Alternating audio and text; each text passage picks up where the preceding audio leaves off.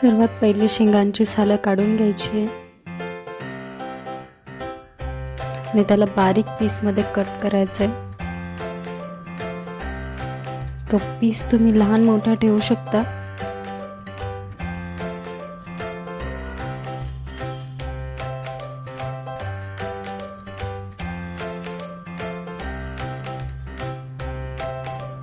चाकूच्या साहाय्याने तुम्ही या पद्धतीत साले काढून घ्यायची आहे पूर्ण।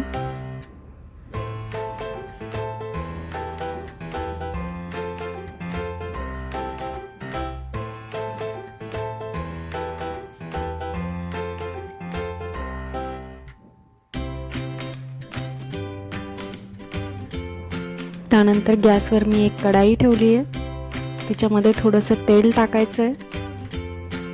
यामध्ये मी 2 कट केलेले कांदे टाकले मीडियम साईजचे।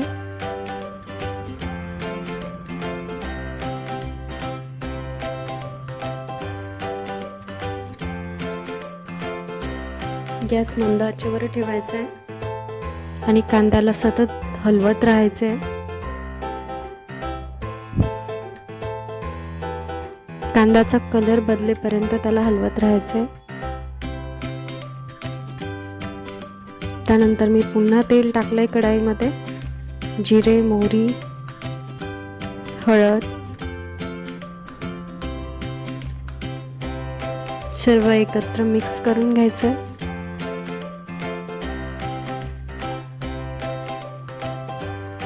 त्यानंतर इथे मी एक कट केलेला टोमॅटो टाकलाय। कांद्यामध्ये त्याला व्यवस्थित एकजीव करून घ्यायचंय।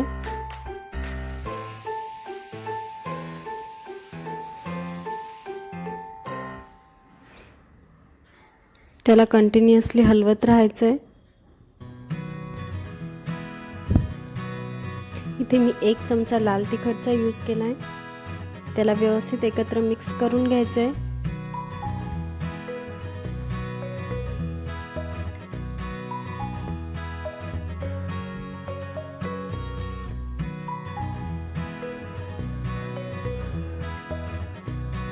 इथे मी 1 चमचा मसाल्याचा वापर केला।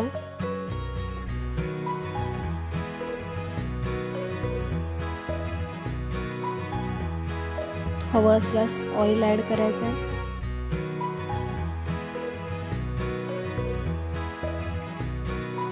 शेंगांना स्वच्छ धुवून घ्यायचं आहे। त्यानंतर त्या व्यवस्थित एकजीव करून घ्यायच्या मिश्रणामध्ये।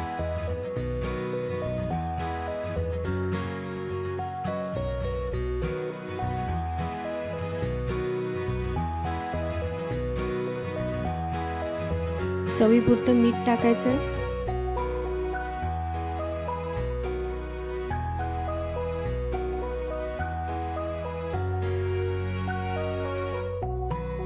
अगदी थोडंसं पाणी टाकायचं आहे मिश्रणामध्ये।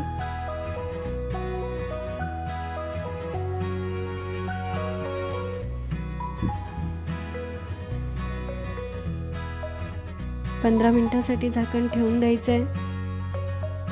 इथे मी तुरीची डाळ घेतली आहे, तिला व्यवस्थित स्वच्छ पाण्याने धुवून घ्यायचं आहे आणि डाळ शिजेल इतकं पाणी कुकरमध्ये टाकायचं आहे। मी 3 शिट्टी होईपर्यंत कुकर गॅसवर ठेवायचा आहे। इथे आपले 15 मिनिटं झालेले, शेंगा छान मस्त अशा शिजलेल्या आहेत।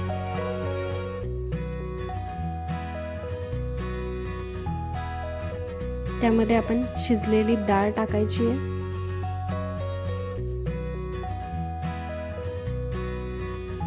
आणि गॅस मंद आचेवर ठेवायचा आहे।